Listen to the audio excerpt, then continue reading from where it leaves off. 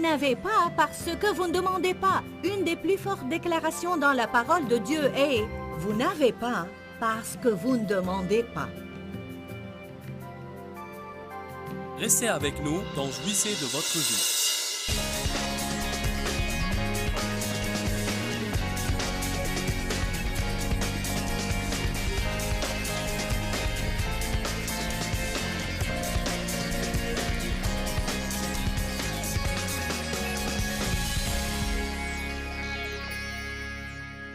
Je te donnerai les clés du royaume des cieux.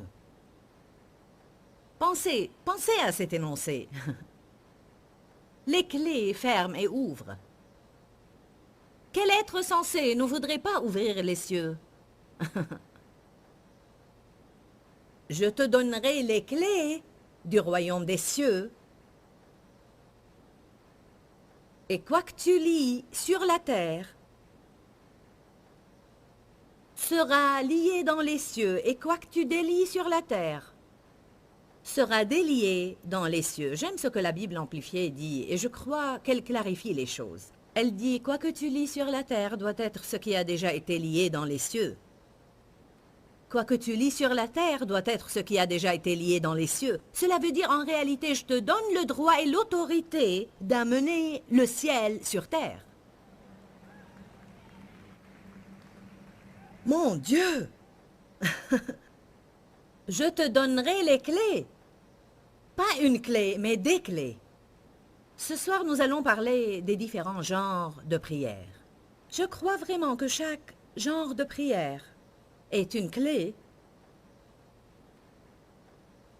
qui libère quelque chose dans nos vies ou dans la vie de quelqu'un d'autre. La prière est un grand privilège que nous avons. Pourquoi pensez-vous que Satan la combat tellement?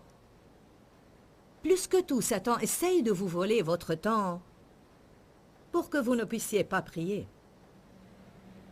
Est-ce la vérité? Et même concernant notre foi dans la prière, Satan s'attaque à ça aussi. La plupart du temps, même quand les gens prient, ils finissent par sentir qu'ils n'ont pas fait la bonne chose, qu'ils n'ont pas prié convenablement et n'ont pas eu leur percée. Une des raisons qui fait que les gens ont une grande difficulté dans la prière est que beaucoup de personnes sont tourmentées par un sentiment d'indignité. Nous pensons, je sais que Dieu peut le faire, mais je ne suis pas sûre qu'il le ferait pour moi. Nous allons parler de tout cela parce que je veux que vous sachiez que la prière est un des plus grands privilèges que Dieu vous a donnés. Jésus a dit à ses disciples, « Quand je m'en irai, vous n'avez plus à me demander quoi que ce soit. Et vous pouvez aller directement chez mon Père en mon nom. Et quoi que vous demandiez, cela c'est on est en accord avec la volonté de Dieu. Par exemple, Jésus a dit que si nous demeurons en lui, si vous demeurez en moi et ma parole demeure en vous, alors vous pouvez demander tout ce que vous voulez et je vous exaucerai. Mon Dieu, quel genre de déclaration est-ce?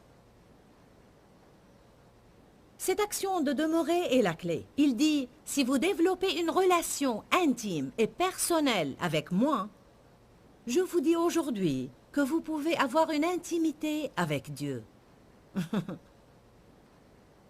Il ne nous offre pas une religion. Il nous offre une relation personnelle et intime avec lui.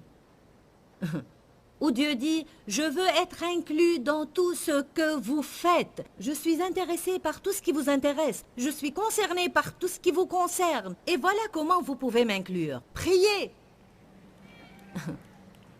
Vous n'avez pas parce que vous ne demandez pas. Une des plus fortes déclarations dans la parole de Dieu est, vous n'avez pas parce que vous ne demandez pas. Je n'oublierai jamais la femme qui s'est avancée d'un air penaud vers l'estrade il y a des années de cela, quand mes réunions étaient encore assez restreintes et je pouvais prier pour tout le monde à la fin des réunions. Je ne peux plus le faire maintenant. Je prie à partir de l'estrade et ça marche. Alors elle m'a dit, Joyce, je priais pour les gens et quand ce fut son tour, elle m'a dit, Joyce, est-ce que je peux demander 2 choses? J'ai pensé que c'était malheureux. Parce que voilà une femme qui pense qu'elle dérangerait Dieu en demandant de choses. Vous n'avez pas parce que vous ne demandez pas. Éphésiens 3:20, Dieu est capable de faire bien au-delà, excessivement, abondamment, infiniment, au-delà de tout ce que vous pouvez oser demander, tout ce que nous pouvons penser ou concevoir. Bien au-delà de vos prières les plus folles. Mais il faut que nous commencions à oser demander, n'est-ce pas? Comment devons-nous nous approcher du trône? Sûrement pas avec un esprit de peur, avec assurance. Comment est-ce qu'une personne qui se croit sans valeur peut s'approcher avec assurance? Voilà exactement pourquoi, avant de pouvoir prier comme il faut, vous devez comprendre le message sur votre justice à travers Jésus. En fait, la supplication fervente d'un homme juste a beaucoup de puissance et aussi une grande efficacité. C'est vrai. J'aime cela. J'aime prier pour les gens parce que je sens que je libère la puissance de Dieu. Ce que les autres en font est leur affaire, mais moi je veux donner à Dieu la possibilité de faire quelque chose. Quand nous prions, nous donnons la possibilité à Dieu de travailler dans notre vie ou dans la vie de quelqu'un d'autre. Si nous comprenions la prière, Satan ne pourra plus nous empêcher de prier. J'ai lu récemment quelque chose qui disait: le meilleur moyen de communication avec le ciel est le courrier génétique. Se mettre à genoux. Nous communiquerions avec le ciel tout le temps. Alléluia.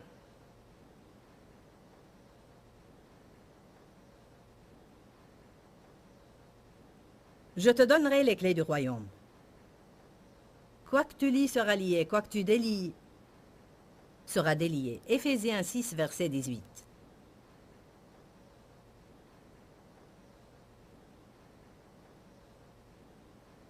Probablement que si vous demandiez à plusieurs croyants quel serait l'un de leurs désirs, ils diront tous une meilleure vie de prière. Qui aimerait avoir une meilleure vie de prière? Vous voulez être plus consacré, plus engagé? Vous voulez réellement avoir la sensation, quand vous avez fini de prier, que ça marche, que Dieu vous a entendu et vous pouvez vous attendre à une réponse. Vous ne voulez pas vous sentir jugé ou que vous n'avez pas accompli votre devoir comme il faut. Éphésiens 6, verset 18 dit « Priez en tout temps, en toute occasion, en toute saison. » Et là, je pourrais ajouter que chaque saison dans notre vie requiert un genre différent de prière. Il y a différents genres de prières. Quelques-uns vont découvrir aujourd'hui que vous priez beaucoup plus que vous ne le pensez. Satan vous condamne en vous disant que vous ne priez presque pas. Beaucoup d'entre vous prient beaucoup plus qu'ils ne le croient. Priez en tout temps, et non pas seulement avant de vous coucher, et non pas seulement quand vous vous réveillez, mais priez en tout temps, en toute occasion, dans l'esprit, avec tout genre de prières et de supplications. À cet effet, soyez toujours d'une vigilance inlassable et continuellement fidèle, intercédant pour tous les saints, les personnes consacrées à Dieu. Et Paul dit, priez aussi pour moi, pour que j'annonce l'Évangile hardiment. Tout d'abord, quoi que soit le genre de prière, il faut qu'elle soit dans l'esprit. Que veux-je dire par là? Je veux dire qu'elle doit être une prière qui trouve son origine dans le cœur de Dieu. Du cœur de Dieu à nos cœurs, puis sous l'impulsion de l'Esprit Saint hors de notre bouche. Passez le stade où vous priez vos propres prières en demandant ce que vous désirez pour les autres. Une des choses que je désire partager avec vous est que la prière est réellement plus effective que ça. Et c'est surprenant, tout ce que le Seigneur peut vous mettre à cœur de prier pour des individus, si vous prenez le temps d'attendre juste un petit peu. C'est incroyable ce que le Seigneur peut vous mettre à cœur de prier. Vous savez, parfois une personne donnée vous vient à l'esprit. Je veux dire, vous savez, Seigneur bénis Charlie et Gilles, c'est sûrement mieux que rien, mais je pense qu'on pourrait s'élever au-delà des généralités. Seigneur, j'ai Charlie et Gilles à cœur ce soir. Ou Joyce me vient à l'esprit aujourd'hui. comment je peux prier pour elle? Vous seriez surpris de ce que Dieu peut vous mettre à cœur. Si vous écoutiez pour une minute, je pense qu'une des raisons pour laquelle nous nous sentons non accomplis dans la prière, ou après avoir prié, nous nous sentons non accomplis ou incomplets, parce que nous passons beaucoup de temps en priant nos prières. Je vous dis que si je prie mes prières, je peux prier 15 minutes pour quelque chose et me sentir non accompli. Si je prie les prières de Dieu, je peux prier 2 phrases et me sentir satisfaite. Ne pensez pas que vous n'avez pas le temps d'attendre le Seigneur dans la prière parce que ces quelques moments d'attente vont avoir plus d'effet qu'essayer de provoquer quelque chose par la chair. Nous pouvons sentir dans notre esprit, même si nous ne comprenons pas réellement tout le temps ce que nous ressentons, nous pouvons sentir dans notre esprit quand nous prions les bonnes prières et quand nous ne le faisons pas. Souvent, nous prions ce que nous pensons que nous devons prier ou ce qui semble être la bonne chose à prier. J'apprends personnellement de plus en plus que si seulement, que ce soit mes enfants ou mon mari, moi-même, mon ministère ou quoi que ce soit, si seulement je prenais quelques minutes pour dire « Ok Seigneur, j'ai ceci à cœur, qu'essayes-tu vraiment de me dire? Montre-moi comment tu veux que je prie. » D'habitude, après quelques secondes, des idées commencent à me venir à la tête. Certaines façons de prier, et vite je me sens satisfaite parce que je prie dans l'esprit. Vous comprenez? Vous vous êtes inscrit dans un collège biblique ce week-end même et vous allez prendre un cours sur la prière. Ok, ça vous va? Le mystère de la prière. Pourquoi on l'appelle un mystère? J'espère pouvoir communiquer cela. Dieu qui est souverain, et qui peut faire tout ce qu'il veut et tout ce qu'il désire, quand il veut, où il veut et comme il veut, et n'a pas besoin de notre permission, s'est donné lui-même des limites. Il a lui-même mis en effet une loi qu'il tient et respecte, qui dit simplement « Il ne fera rien sur terre à moins que quelqu'un le lui demande ».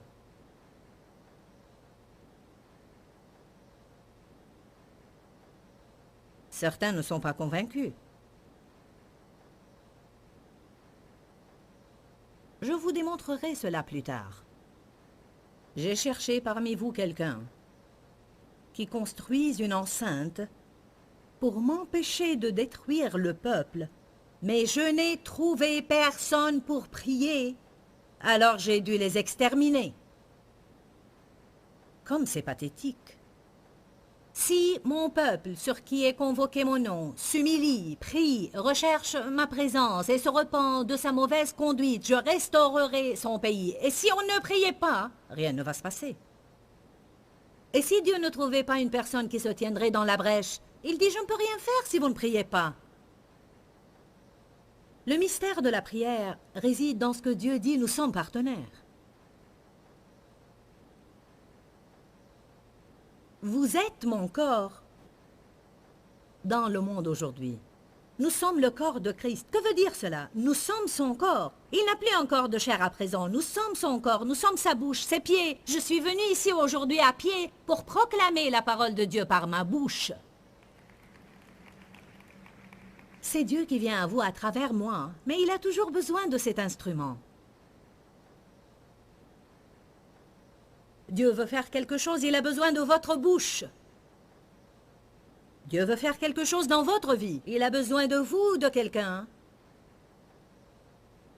pour prier. Le mystère de la prière a sa base dans la parole de Dieu. Si vous ne me demandez pas, je ne ferai rien. Nous avons une responsabilité. Laissez-moi vous dire que vous n'avez pas la responsabilité de prier pour tout. Vous avez la responsabilité de prier pour ce que Dieu vous met à cœur. Et nous avons la responsabilité de prier pour ces personnes et ces situations qui se trouvent autour de nous. Amen. Je ne me sens pas coupable parce que je n'intercède pas pour les mêmes choses que les autres intercèdent pour. Parce que Dieu utilise différentes personnes pour prier pour différentes choses. Le Saint-Esprit nous aide dans nos prières. La Bible dit, quand nous ne savons pas comment prier, le Saint-Esprit nous vient en aide. Il y a différents genres de prières et parce que certaines personnes ne réalisent pas cela, ils ne réalisent donc pas qu'ils prient plus qu'ils ne le pensent.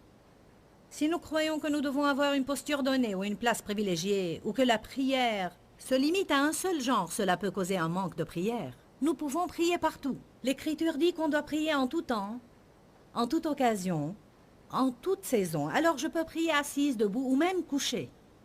Je peux prier à voix haute ou je peux prier silencieusement. Je peux prier pendant que je bouge ou quand je suis immobile. Le fait de ne pas réaliser combien la prière est puissante éloignera beaucoup de gens de la prière. Je sens que ma mission ce week-end est de vous faire comprendre combien cela est important. Comme ça, vous commencerez à prier davantage. Certains d'entre vous disent « Je veux que le Seigneur fasse quelque chose pour moi. » Bien, alors commencez à le lui demander. Le sentiment d'indignité empêche les gens de prier. La paresse empêche les gens de prier. Amen. La prière n'a pas besoin d'être longue et la prière n'a pas besoin d'être compliquée. C'est encore une chose qui nous empêche de prier. Nous pensons qu'il nous faut beaucoup de temps pour le faire et que nous devons être éloquents. Parler avec Dieu comme vous parlez à n'importe quelle personne. Je peux prier dans les endroits publics, pendant que je fais mes courses, pendant une réunion de travail, en conduisant ma voiture ou en prenant ma douche. Pour être honnête avec vous, c'est la volonté de Dieu. Il doit y avoir un temps consacré pour la prière. Chacun doit avoir un temps consacré avec Dieu. Pour moi, c'est une question essentielle. Je crois que votre désir ou votre manque de désir de passer du temps avec Dieu détermine votre degré d'intimité avec Dieu. Le temps sépare la plupart des gens d'une relation intense avec Dieu. Si vous vous appliquez à passer un temps déterminé avec Dieu chaque jour, vous allez voir des changements positifs majeurs dans votre vie. En plus de cela, cela est important. Mais je crois que c'est encore plus important pour Dieu qu'on prie sans cesse. La Bible dit « priez sans cesse ». Mais il est certain qu'on ne peut pas se mettre dans un coin et prier toute la journée et vivre notre vie. Cela veut dire que la prière doit être comme l'acte de respirer. Je trace mon chemin dans la prière. Je prie pour chaque instant de ma vie. Dans tout ce que vous faites. Merci Seigneur, sois béni, j'ai besoin de ton aide. Oh Jésus, viens en aide à cette dame qui a l'air tellement triste ou quoi que ce soit. Dave et moi rentrions à la maison après un voyage. Nous sommes arrivés tard, près d'1 h du matin en venant de Chicago. Et à ce moment-là, il n'y a pas beaucoup de circulation. Nous descendions la route et une voiture qui a probablement dévié pour ne pas cogner quelque chose nous a coupé la route juste devant nous. Et j'ai dit, Seigneur, merci parce que nous n'étions pas là 2 secondes plus tôt. On aurait pu se faire tuer. Il y a tellement de choses que Dieu fait pour nous et il est important que nous communiquions avec lui. Non pas, oh mince, j'ai eu de la chance.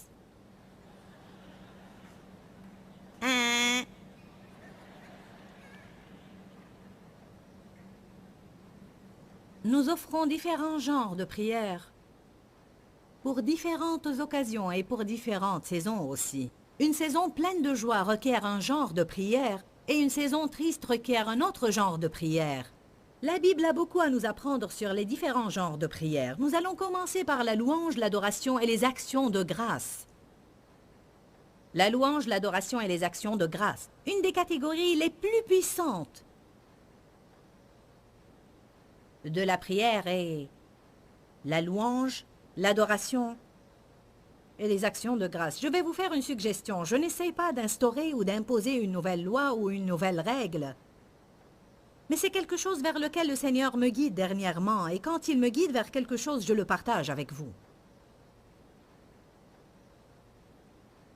Essayez de commencer et terminer chaque jour à genoux.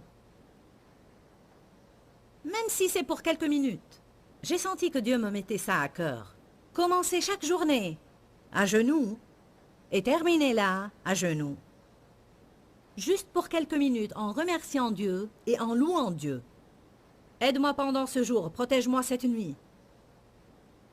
Je m'agenouille très simplement près de mon lit en demandant à Dieu de me donner une bonne nuit de repos et des rêves de lui. Je ne veux pas rêver de choses stupides, alors je demande à Dieu chaque jour Si je vais rêver, fais que je rêve de toi.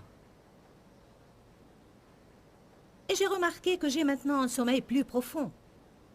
Je vais vous dire ce qui est important dans l'agenouillement et vous allez découvrir que c'est une posture d'adoration. En fait, je ne peux pas rester longtemps sur mes genoux parce que ça me fait mal. Ça me fait mal. Surtout ne m'envoyez pas des coussinets pour genoux, j'en ai déjà. Je dois vous dire cela parce que tout le monde veut m'aider. Elle a mal aux genoux, on va lui envoyer des coussinets. J'en ai déjà. Gloire à Dieu. Et j'en suis reconnaissante. Vous n'avez pas à le faire longuement. Nous pensons que tout doit prendre du temps. Je vais vous dire qui ça affecte quand vous vous agenouillez. Le diable déteste cela. Et ça nous affecte positivement de nous agenouiller car c'est une attitude d'humilité.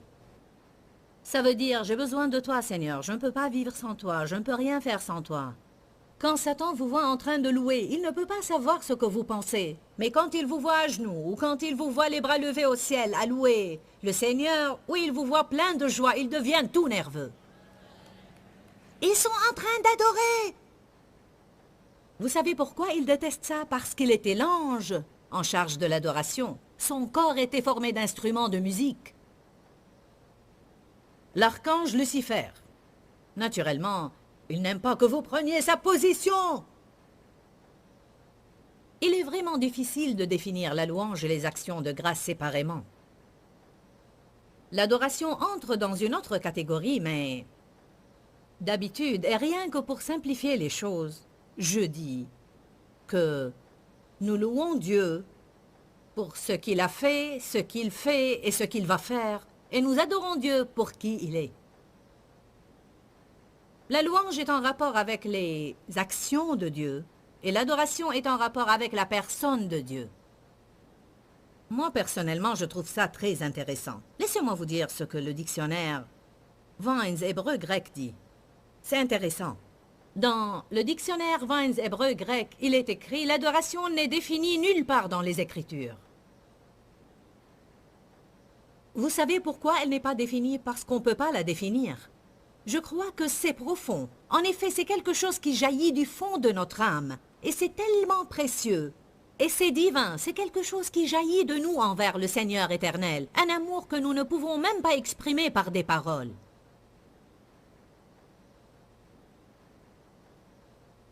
Je crois que c'est tellement personnel et tellement intime que ce ne serait pas juste d'essayer de le définir. Amen. Bien entendu, il y a des choses que la Bible dit à propos de l'adoration. Elle dit, ce n'est pas restreint à la louange. Et dans le sens large, ça peut être considéré comme une reconnaissance de la nature de Dieu, ses attributs, ses voix et ses titres. Ça peut aussi vouloir dire servir ou rendre service. L'adoration est souvent traduite par un agenouillement. Mais je trouve intéressant que la définition commence en disant « Nous allons essayer de définir l'adoration, mais je vous dis que personne ne peut la définir, parce qu'elle n'est définie nulle part dans la Bible. » Nous voulons tous savoir comment prier avec des prières puissantes. Et chacun veut avoir cette sensation d'accomplissement après avoir prié, où il sent vraiment que sa prière a été bénéfique. Et cet enseignement sur la prière va être réellement puissant parce que je pense que beaucoup de gens passent du temps dans la prière, mais ne croient pas vraiment que leurs prières sont efficaces. On peut prier de différentes façons, comme vous avez pu le constater aujourd'hui. Nous n'avons pas à prendre une posture donnée à un moment précis. La prière peut devenir comme la respiration. Et la prière est réellement un mystère.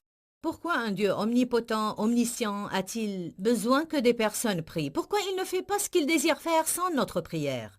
Eh bien, il a choisi de travailler à travers nos prières de foi.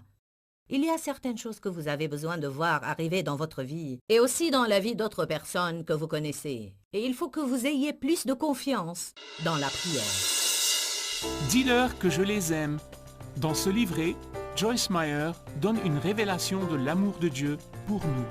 Pour obtenir ce livret gratuitement, écrivez-nous à Joyce Meyer, boîte postale 40095, 6300 Larnaca, Chypre. Ou bien visitez notre site web www.joycemeyerme.org/fr.